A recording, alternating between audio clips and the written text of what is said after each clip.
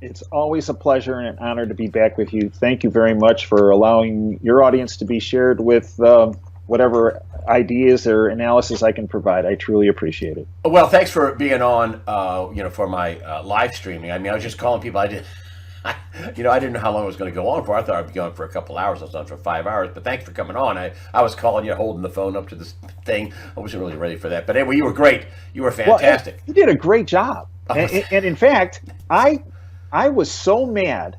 I had been watching Fox Business News during the election night. And I knew you were on, and I had you on and Fox Business News on. And when Fox did their deal at 9:30 at night, that I believe it not only cemented in my mind, because I've taken a lot of heat for this over the years, where I've said that Fox is not part of the solution. They're controlled opposition, that they're owned by the Murdochs. The Murdochs sit in the Council on Foreign Relations. I go, when you're looking at Fox, it's like going into Baskin-Robbins ice cream store, and they're just another flavor of ice cream. And they're fair and balanced, but that doesn't mean that they're not part of the globalist syndicate. And at 9:30, Greg, first of all, at 9:20, the Washington Post, the Associated Press, and Bloomberg came out and said, our projections that the Democrats were going to do incredibly well across the board, and in particular get a huge they didn't say wave, but a huge increase, I believe they said, in members of the House of Representatives. Well, we actually have to pull back on that. That was at 9:20.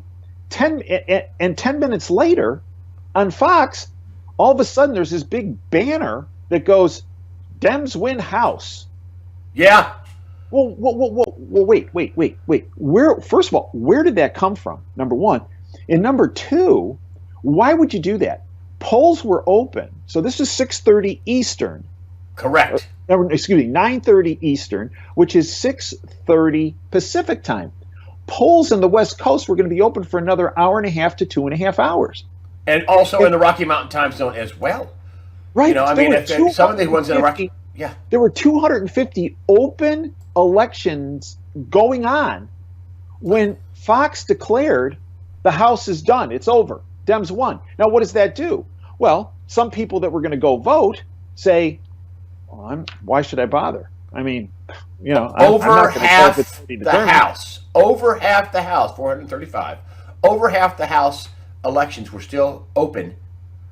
Had no way they could have known this unless it's some crazy AI. And then, and if they did know it, they should have waited till all the polls closed. But wait, one of the most brilliant people in AI, in tech, is a guy who you also had on your live show, Nick Ruiz from Evolution Consulting. That's right. Okay, and Nick even said, he told you, he's told me since then, Nick has been doing this deep dive on how these guys could have pulled this off, and he is one of the country's experts on AI. He works for all kinds of political campaigns, too. And he can't come up with an answer, Greg. The answer is they wanted to juke the election. Well, and that is my not only concern, but it's my conclusion. Yeah, I believe you're absolutely correct. Yeah. This was used, and what better means to do it, right?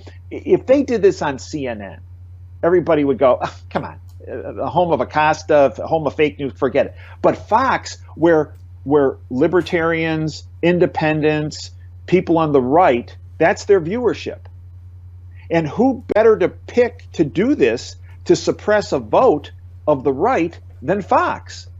And when they did this, a lot of people said, hey, I'm not going to go vote. Or some people that did go vote say, I'm not going to vote for a loser. I'm going to vote for the people who won. Now, let me give you an example. Dana Rohrabacher, who's a Republican in California, was up 9 points. 9 points in his district several days before the election. He lost that night. And I believe his loss, and he's been there for a long time, I believe his loss could well have been attributable to what Fox did. And let's put some names on this. So when I start saying that Fox is controlled opposition and they're part of the problem, I get a lot of, I've said this for years, and I've gotten a lot of blowback for years, Greg.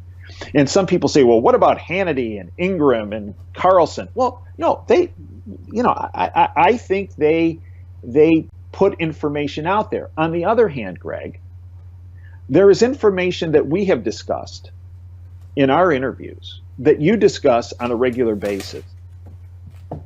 For example, you bringing to light the fact that this Iran treaty, that Obama's great international achievement, you brought out the fact, and you have the documentation from the State Department, Obama's State Department, that it was not signed. Correct. Okay. Correct. Have you ever heard Hannity, Ingram, or Carlson ever speak about that? No. I heard a Democrat, Pat Caddell, slipped out one day in a discussion. He said, well, the whole thing wasn't signed anyway. Well, and nobody said a word about it. I think Pat Caddell is one of the most honest progressives. Yes. Yeah, but nobody even said, what? Excuse me? They all sat there, and they just agreed. Yeah. So they know it. How about this? How about the... wait, I want to put a name on this. Okay. I want to put a name out there that I believe is a player in why Fox did what they did.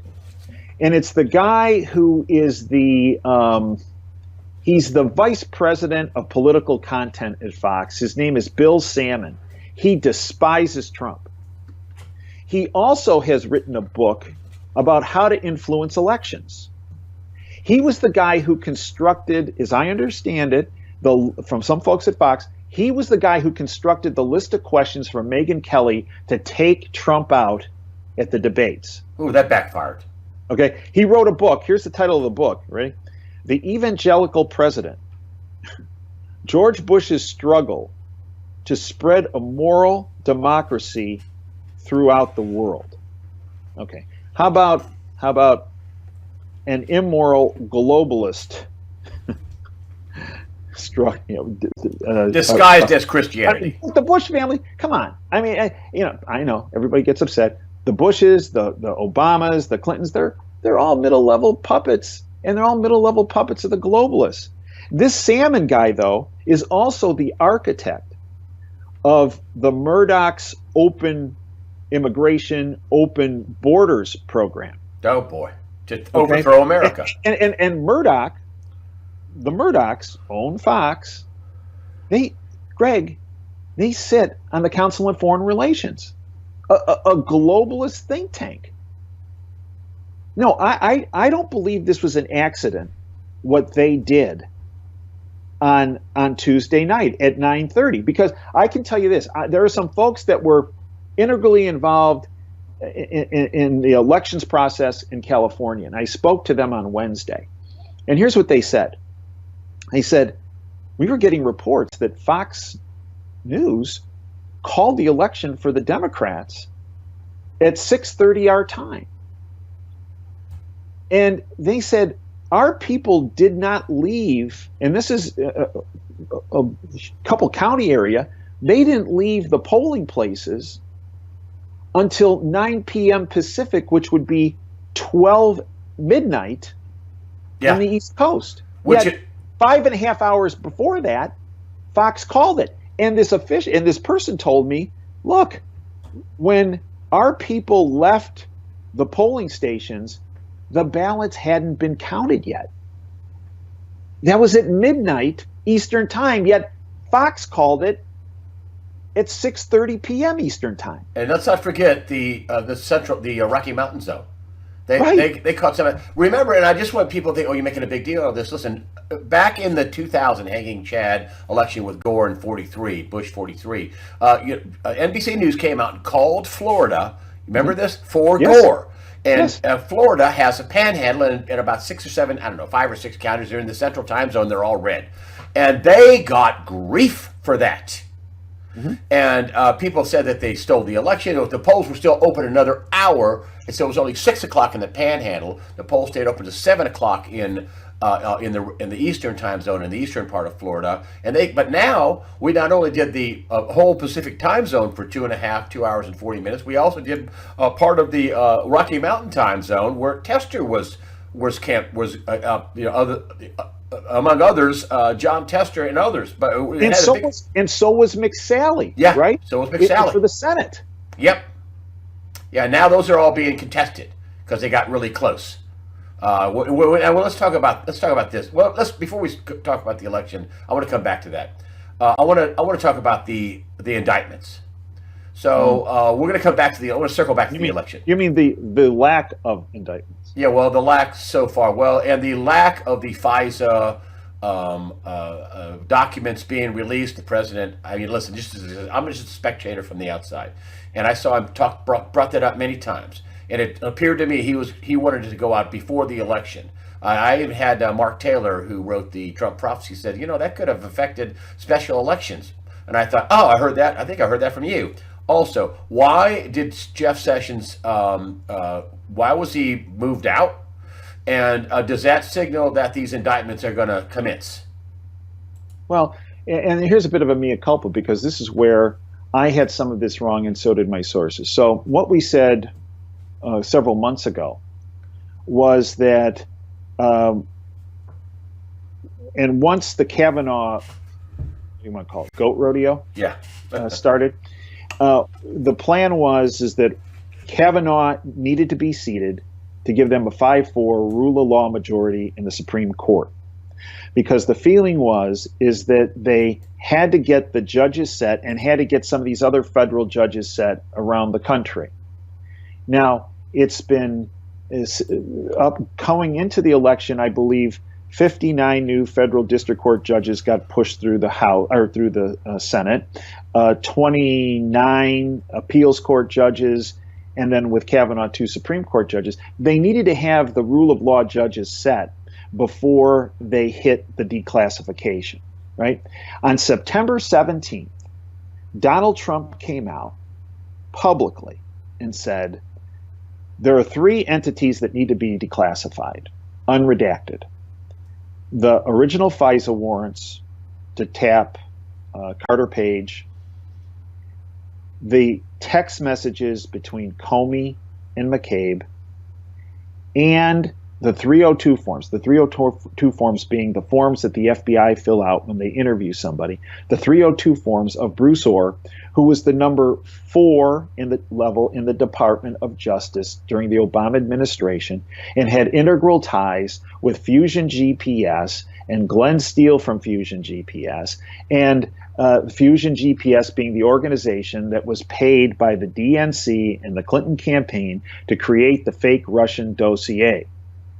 Which they used the dossier to apply fraudulently for FISA to spy on the White House and the campaign. Correct. Which, in my mind, should be a criminal offense. I believe it is. Okay. Now, so Kavanaugh gets approved. As I was told, next step, declassification.